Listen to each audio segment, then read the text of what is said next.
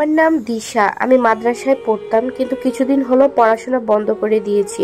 আর এই পড়াশোনা বন্ধ করাটাই আমার জীবনে কাল হয়ে দাঁড়িয়েছে। আমার বাসার পাশেই হচ্ছে একটা ছেলেকে আমার খুব পছন্দ হয়ে গেছে। ওই ছেলেটাও আমাকে খুব ভালোবাসতো। আমাদের মধ্যে একটা সম্পর্ক গড়ে ওঠে। এই সম্পর্কটা এভাবেই চলতে থাকে। হঠাৎ আমার বাড়ির লোক এটা বুঝতে পেরে যায় যে আমার সাথে ওই ছেলেটার সম্পর্ক আছে। এই নিয়ে অনেক ঝামেলা হয়।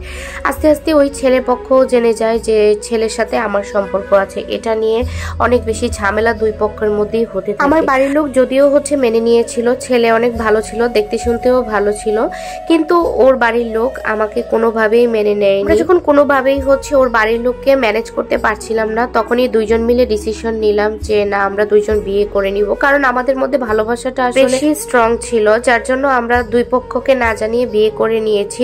কিছুদিনের মধ্যেই আমার হাজবেন্ড হচ্ছে দেশের বাইরে সিঙ্গাপুর চলে যাবে। প্রথম সবকিছুই ঠিকঠাক ছিল। তো আমার হাজবেন্ড সিঙ্গাপুর চলে যাওয়ার পর আমার সাথে কিছুদিন কথা বন্ধ ছিল, যেহেতু হচ্ছে প্রথম সে গিয়েছে ওখানে, অনেক কিছুই হচ্ছে সে বুঝতেছিল না যে কিভাবে আমার সাথে যোগাযোগ করবে। হঠাৎ একদিন একটা আইডি থেকে আমাকে নক দিয়েছে যে আমি সালাউদ্দিন। সেদিন আমার খুবই খারাপ গিয়েছিল, যেহেতু সে নতুন গিয়েছে ওই দেশে, সে তো অনেক কিছুই সে বুঝতে পারে না কোনো বিপদ হলো কিনা। আরো বেশ কিছুদিন চলতে থাকে, কিন্তু আমি কেন জানি না ফিল করছিলাম যে আমার হাজবেন্ডকে ছাড়া আমি থাকতে পারছি না। বারবার রিকোয়েস্ট করছিলাম তুমি দেশে ফিরে চলে আসো, আমার দরকার নেই, তুমি দেশে আসো, তোমার পরিবারকে আমরা বুঝিয়ে শুনে আমি তোমার বাড়ি যেতে চাই, তোমার সাথে থাকতে। আসলে ও আমাকে অনেক বেশি ভালোবাসতো, তাই আমার কথা রাখতে সে কিছুদিনের মধ্যেই আবার বাংলাদেশে চলে আসে। সে আসার পর সে তার পরিবারকে এই কথাগুলো জানায়, কিন্তু কোনোভাবেই তার বাবা মা এই কথাতে রাজি হয়নি।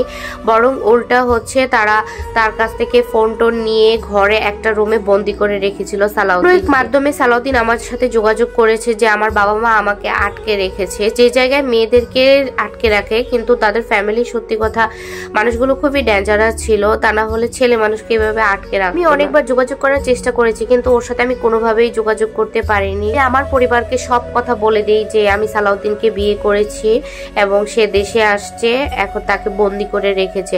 আমার পরিবার অনেক চেষ্টা করে, কারণ আমার পরিবার যেহেতু হচ্ছে মেনে নিয়েছিল বিয়েটা বা আমাদের সম্পর্কটা, যার জন্য কোনো সমস্যা হয়নি, কিন্তু তার পরিবারের লোক কেউই এটাতে হচ্ছে রাজি। একদিন পর হঠাৎ দেখে সালাউদ্দিনের ফোনে ফোন যাচ্ছিল। আমি ফোন দেওয়ার পর সে আমার সাথে কথা বললো, কিন্তু খুব একটা ভালোভাবে কথা বলছিল। আমাকে বলতেছে ওর শরীর ভালো লাগে না, কেন জানি ওর খারাপ লাগে, সারাদিন মন চায় শুয়ে থাকতে, অন্যমনস্ক লাগে। তখন বুঝতে আমার বাকি রইলো না যে ওর উপর ওর মা মানে পরিবারের লোক তাবিজ। আমার নানাকে এটা জানানোর পর নানা আবার এগুলো ভালো বুঝতো, অনেক চেষ্টা করে সে হচ্ছে তাবিজের সেই রিয়াকশনটা কমিয়ে দেয়। সালাউদ্দিন সেই আগের মতো হয়ে যায়, আমাদের মধ্যে আবার সেই আগের সম্পর্ক গড়ে ওঠে। তখনই আমার কাছে আসতো, তখনই অনেক কান্না করতো, বলতো আমি তোমাকে অনেক বেশি ভালোবাসি, আমি তোমাকে ছাড়া থাকতে পারবো না। কান্নায় ভেঙে পড়ি, কারণ আমিও সালাউদ্দিনকে অনেক বেশি ভালোবেসে ফেলেছি, আমিও ওকে ছাড়া থাকা সম্ভব না। দিনের মধ্যেই হচ্ছে ওর মা ওকে বলে যে ওর খালাতো বোনের সাথে বিয়ে দিবে, এই মেয়েকে কোনোভাবেই সে মেনে নিবে না। যেতে না যেতেই আবার সালাউদ্দিনের উপর তার মা তাবিজ করে, যার জন্য সে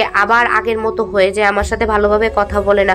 হঠাৎ একদিন আমাকে ফোন দিয়ে বলতেছে যে আমি হচ্ছে আমার খালাতো বোনকে বিয়ে করব, তুমি আমাকে ভুলে যাও। এসব শোনার পর আমি কি করব বুঝতেই পারছিলাম না। বলতেছে জোর করে তার মা তাকে ঘুমন্ত অবস্থায় তার খালাতো বোনের সাথে তার বিয়ে দিয়ে দেয়। আসসালামু আলাইকুম, আমি হচ্ছে নার্গিস, আরিশ মাম্মা পেজ থেকে বলছি। যদি গল্পের বাকি অংশটা জানতে চান তাহলে অবশ্যই লাইক, কমেন্ট এবং ফলো দিয়ে রাখবেন, তাহলে আমি দ্বিতীয় পর্ব ছাড়ার সাথে সাথে আপনার কাছে চলে যাবে। সবাই ভালো থাকবেন, আল্লাহ হাফেজ।